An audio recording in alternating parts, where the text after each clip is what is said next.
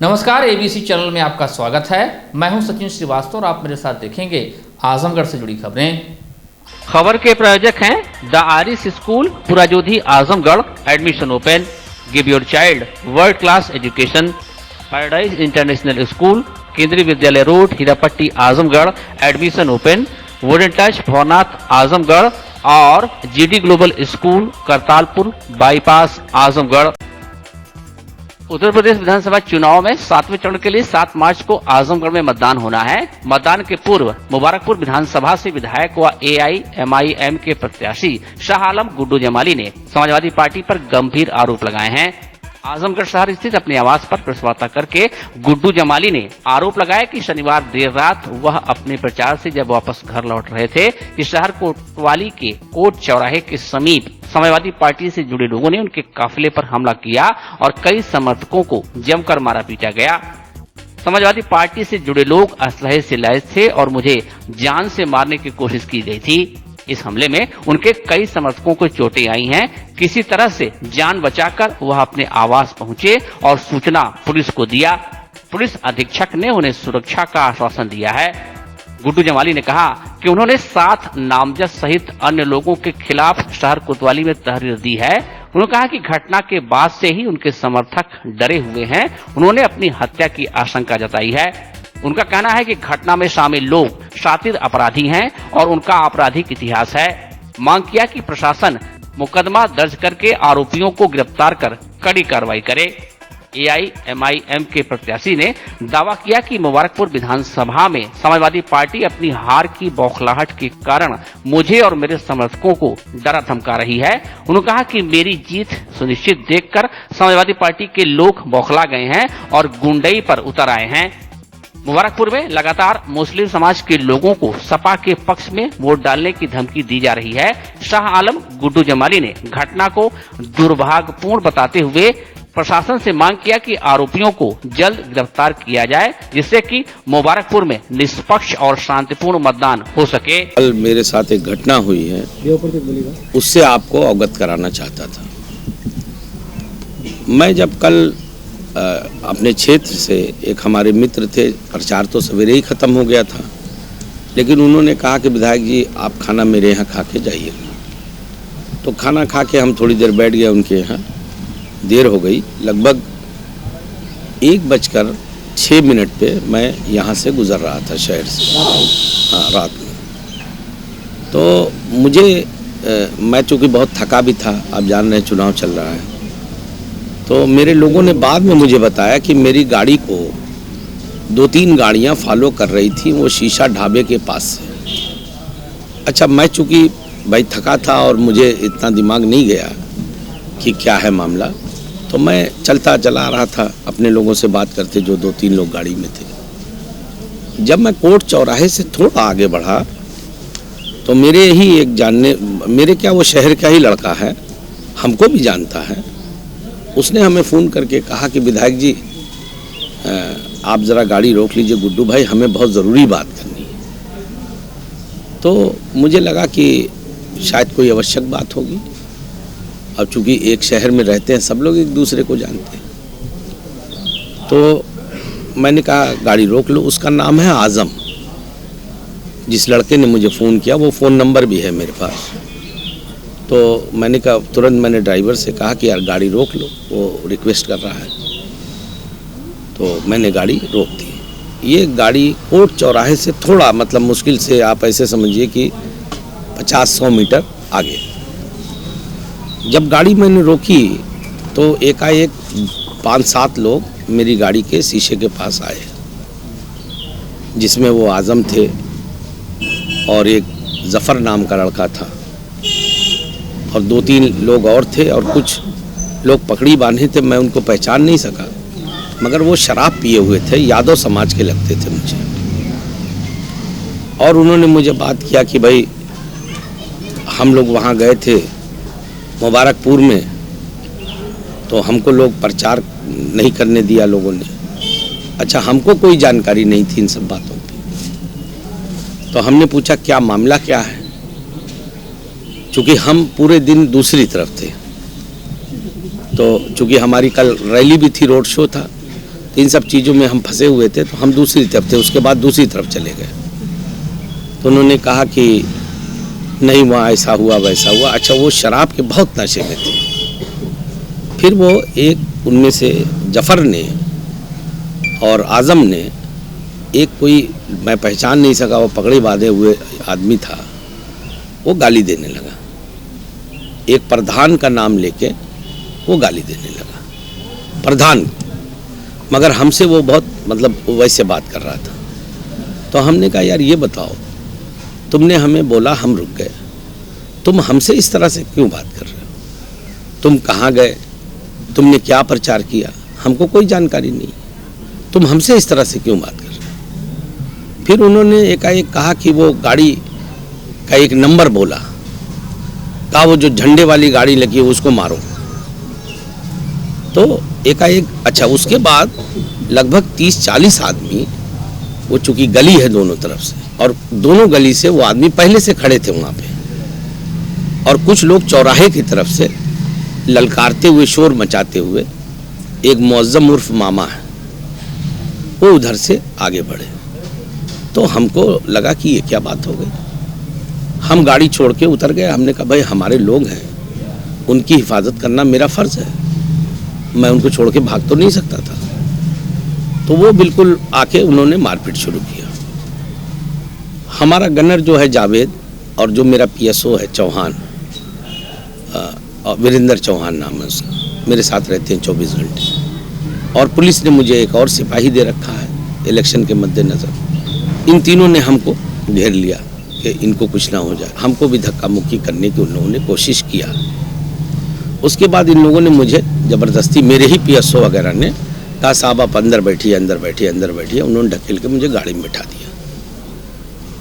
उसके बाद मेरे साथ जैसे ये अब्दुल्ला रहता है, इसका भाई अली है, इन लोगों ने हाथापाई चालू किया। और मेरे 2-3 लोग और हैं, जैसे इसका कुर्ता भी फाड़ दिया। और फिर वो काफ़ी मतलब कुछ हुआ वहाँ पे, गाली देने लगे, MIM को गाली देने लगे, और सपा की सरकार आ रही है, हम सबकी औकात बता देंगे, इस तरह की बातें करने लगे।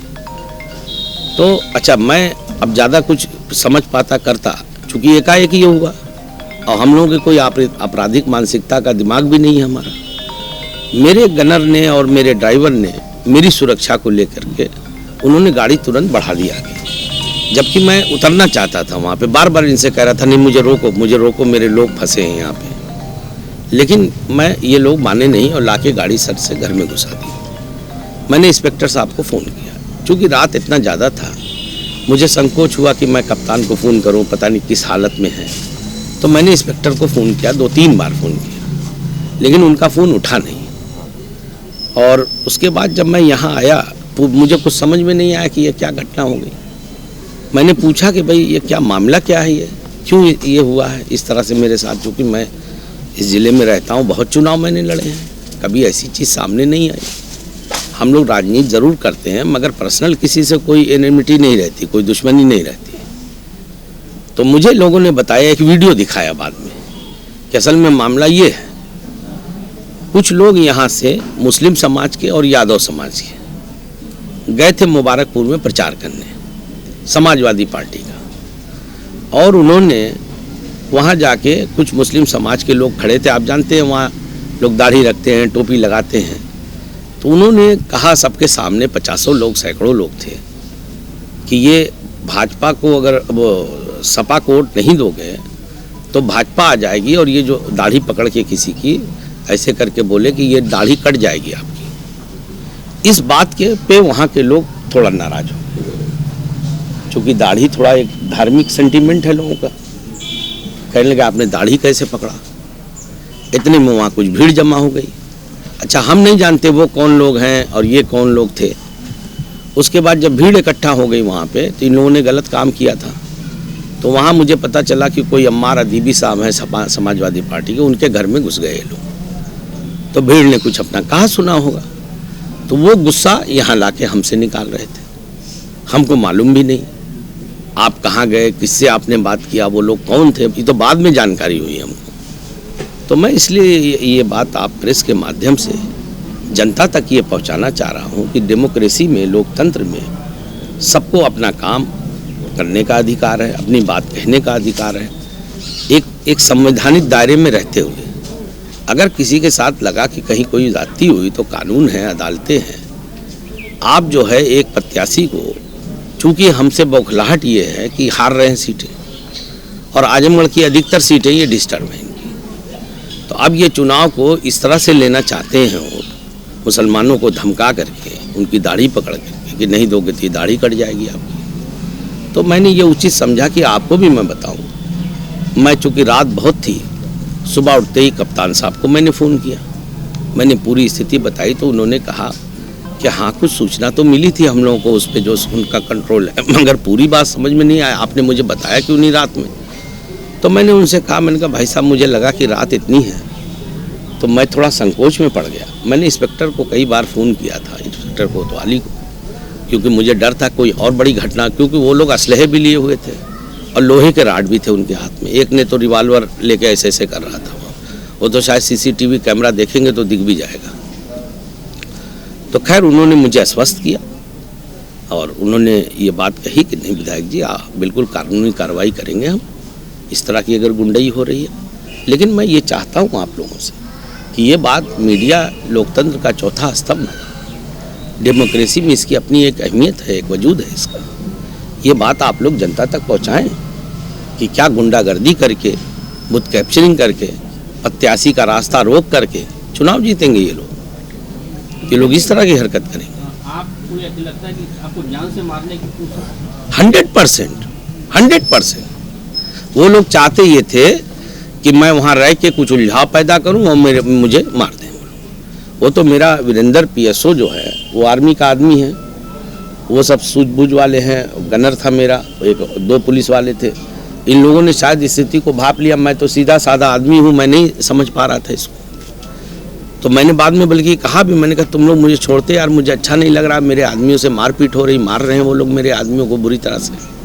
कहने लगे साहब आपकी सुरक्षा ज़्यादा जरूरी है, वो लोग आपको मार देते, वो असलहे लेके खड़े थे। कितने लोग दिए कि नहीं आप? हाँ दे दिया थाने।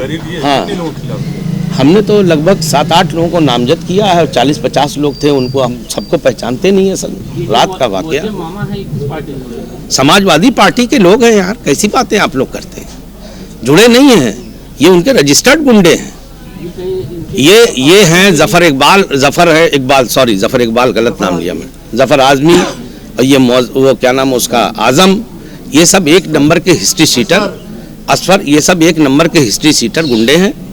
इनके नाम संगीन धाराओं में मुकदमे दर्ज हैं, अपराध करना इनका पेशा है, दे आर प्रोफेशनल क्रिमिनल। ये कहीं आप आसिम से भी करीबी हैं? 100%। हमको कोई डर थोड़ी है किसी का। हम एक बात बता दें, हम शरीफ आदमी, हो सकता है कल मेरी हत्या हो जाए। मैं आपको ये भी बताना चाहता हूँ कि आप जनता तक पहुँचा दीजिए कि मैं ये अब मुझे इस बात का शक है कि हो सकता है कल मेरी हत्या भी हो जाए, मेरे साथ कोई, मगर मैं रुकने वाला नहीं हूँ। डेमोक्रेसी में लड़ाई लड़ना हम लोगों का हक है। अगर कोई चाहता है कि अपराधी तत्व तो हमारी आवाज़ को दबाना चाहता है इस तरह से, तो हम मर तो सकते हैं क्योंकि मौत तो आना ही है, लेकिन रुकेंगे नहीं। ओवैसी साहब से आपने कहा कोई पार्टी स्टैंड ले रही है आपका? मैंने उनको बताया है, चूँकि अभी मैं पूरी विस्तार से मेरी बात नहीं हुई, गंभीरता से उन्होंने सुना, उन्होंने कहा भाई साहब हम इसको देखते हैं। वो भी बड़ा सत्य में आ गए कि ऐसा कैसे हो गया। फिर अभी मैं बात करूंगा दोबारा, चूँकि भीड़ बहुत रहती है, प्रेशर। अब आप देखिए, ये लोग जानबूझ के, कल पोलिंग होना है, मैं प्रत्याशी हूँ, हम लोगों को भी सब काम करने होते हैं, इन्होंने जानबूझ के ये प्लान करके मुझे डिस्टर्ब किया ये, ताकि मैं ये अब आज 12 बजे तक मैं बैठा हूँ, पुलिस की तहरीर चल रही है, आपसे बात कर रहा हूँ, सारे लोग अपना काम कर रहे हैं, प्रचार कर रहे हैं, डोर टू डोर जा रहे हैं। इस घटना के पीछे कोई साजिश है या आपको डराने और धमकाने की जो 100% ये साजिश है, बल्कि मैं ये मानता हूँ कि मेरी हत्या की साजिश है। इनको ये लगता है समाजवादियों को कि मेरे MIM में आने से इनकी जड़ें हिल गई हैं आजमगढ़ में। जो इनकी दादागिरी थी, जो इनका तुष्टीकरण की राजनीति थी हिंदू मुसलमान करके वोट लेने की, उसमें कहीं न कहीं मुस्लिम समाज ने इनको अंगूठा दिखा दिया है। इनकी औकात समझ में आ गई हर सीटों पे। तो अब इनको कुछ नहीं चलता तो वो सोचते हैं गुड्डू जमाली के वो मार दो, तो मार दो, हम कोई डरते तो नहीं है तुमसे। मौत तो आनी ही है, हम जानते हैं मौत आनी है और हम इनसे डरते भी नहीं हैं। लेकिन मैं ये चाहता हूँ कि ये बात जनता जाने और इनके असली चेहरे को पहचाने। आप किसी की दाढ़ी पकड़ के कहेंगे कि तुम अगर सपा को नहीं दोगे भाजपा आके तुम्हारी दाढ़ी काटेगी। तो भाजपा जो कर रही है वो अपनी जगह पे है। आप क्या कर रहे हैं? आप क्या कर रहे हैं? मारपीट कितने लोग घायल हैं मतलब? भाई अब्दुल्ला से मारपीट हुई, इसके भाई से मारपीट हुई, मेरा PSO जो वीरेंद्र था उससे मारपीट हुई, 3-4 लोग और हैं। अब मैंने सबसे तो नहीं पूछा, रात बहुत हो गई थी, लेकिन ये लोग थे, मैं डिस्टर्ब था बहुत, मुझे थोड़ा धक्का भी लगा इस बात से कि यार ये अब असल में ऐसा है कि जो लोग ऐसा है, जो लोग भी इन लोगों को ये लगता है कि जो लोग चूंकि दबाने की ताकत से इस्तेमाल करके दबाने की कोशिश हो रही है, जो लोग भी समाज को, जिनकी फॉलोइंग है, जनता जिनको मानती है, पहचानती है, फॉलो करती है, जिनकी बातों को सुनती है गंभीरता से, उनकी आवाज़ को दबाने के लिए मौत का डर दिखाया जा रहा है उनको। अच्छा सर, कुल मिला के अब ये बताइए कि जैसे एक तो ये क्लियर हो गया कि सोची समझी साजिश रही, इसके पीछे जो मेन वजह है आपका चुनाव लड़ना या AIM ज्वाइन करना या मुस्लिमों के वोट में से नुमाइंदगी? असल में देखिए, इन लोगों को पहले तो शायद पता नहीं क्या समझाओ, इन लोगों को लग रहा है कि हमारी ज़मीन सब खसक रही है। मेरा MIM को ज्वाइन करना, MIM में को ज्वाइन करके महज 15 पहले तो मेरे साथ जो हुआ आप जानते हैं, 15 दिन में चुनाव इनको मैंने हरा दिया, ऑलमोस्ट ये हार गए, ये जानते हैं। तो ये जो फ्रस्ट्रेशन है इनका, जो बौखलाहट है, अब दादागिरी से डिस्टर्ब करके प्रचार न करने दो, गाड़ी रोक लो, इनके लोगों को मारो, गालियां दो, इस तरह से जीतना चाहे। होनी है तो पुलिस कप्तान ने क्या आश्वस्त किया है आपको आपकी सुरक्षा के? नहीं, मैं देखिए उनकी बातों से संतुष्ट हूँ। मैं he is a good man, और उन्होंने बहुत अच्छे से सुना। उन्होंने कहा नहीं, आप लोगों की सुरक्षा हम के लिए हम लोग बैठे हैं, आपने मेरे संज्ञान में डाल दिया, हम बिल्कुल सख्त कार्रवाई करेंगे। बल्कि उन्होंने मुझसे ये भी कहा कि रात में ही बताना चाहिए था। हमने कहा भाई साहब, चूँकि हमको लगा कि अब हम परेशान हैं, आपको भी परेशान करें, रात का 2-2:30 बज गया ना, ये सब होते अब आते हैं, तो हमको ज़रा ये लगा कि यार वो भी तो इंसान ही है ना, पुलिस क्या है, वो भी इंसान है जैसे हम वहाँ। अब रात दिन बेचारे वो चल रहे हैं, तो हमने सोचा जाने दो, रात में क्यों तंग करें, सुबह बता देंगे। जी कहीं न कहीं जो हुआ है इससे कल मतदान के दिन भी तो गड़बड़ी फैला सकते हैं। 100% मैं इसीलिए चाहता हूं कि लोगों को आप लोग मदद करें, जागरूक करें। भाई इसी तरह की हरकत है गांव-गांव में घुस करके। अभी मैं आपको बताऊं कि मुबारकपुर के, मैं नाम नहीं लेना चाहता, 4-5 सम्मानित मुसलमानों के यहाँ सपा के लोग जत्था बना गए और उनको धमका रहे हैं बैठ करके। मेरे पास फ़ोन आया उनका, बढ़ल गए, यहाँ गए, वहाँ गए, 50 जगह कि आप देख लीजिए, चुनाव के बाद भी हमको यहीं रहना है, और सरकार नहीं आई तब भी हम यहीं रहेंगे, सरकार आई तो हम तो रहेंगे ही रहेंगे, आपको हमारे पास ही आना है।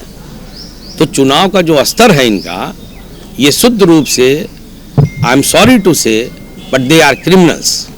क्या प्रशासन से मांग आपकी है? मेरी मांग है कि इनको उठा के तुरंत संगीन धाराओं में, जो भी इनकी संगीन धारा बनती है, मैं तो कहता हूँ अटेम्प्ट टू मर्डर है मेरा ये, जो संगीन, जो सुसंगत धाराएं हैं उसमें कार्रवाई करे और तुरंत उठा के बंद करे, ताकि भय का माहौल ख़त्म हो, सारे लोग एक इंडिपेंडेंट माइंड से बिना डर के चुनाव लड़े। ऐसे तो मेरे आदमी डर जाएंगे सब। आप यहाँ से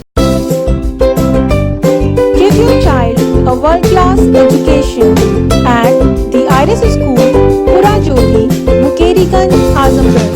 Admissions open from class playgroup to अपने बच्चों को दीजिए विश्व स्तर की शिक्षा at the Iris School, Purajodi, Mukeriganj, Azamgarh.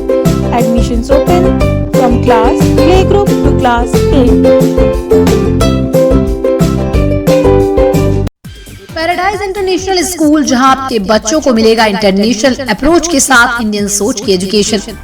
हम बच्चों को गुणवत्तापूर्ण एजुकेशन के लिए आधुनिक इंफ्रास्ट्रक्चर के साथ क्वालिफाइड टीचर्स एवं परिपक्व मैनेजमेंट, जो आपके बच्चों को भविष्य के लिए तैयार करते हैं। Admission open play group to class 9 CBSE pattern English medium. हमारे पास है 360 degree digital education system paradise learning program. Play group section, जहां छोटे बच्चे के लिए आजमगढ़ का सबसे बड़ा प्ले जोन। अपने बच्चों के उज्जवल भविष्य निर्माण के लिए पहुंचिए paradise international school, Kendriya Vidyalaya road, Hirapatti, Azamgarh. Wooden touch, Bhavarnath, Azamgarh, a complete hardware store. हमारे यहाँ branded plywood, flush door, designer door, PVC door, formica, fancy hardware, kitchen की चिमनी एवं मॉड्यूलर किचन की एक्सक्लूसिव रेंज उपलब्ध। अपने आशियाने में लगाइए 4 चांद, पहुंचिए वुडन टच, भंवरनाथ, आजमगढ़।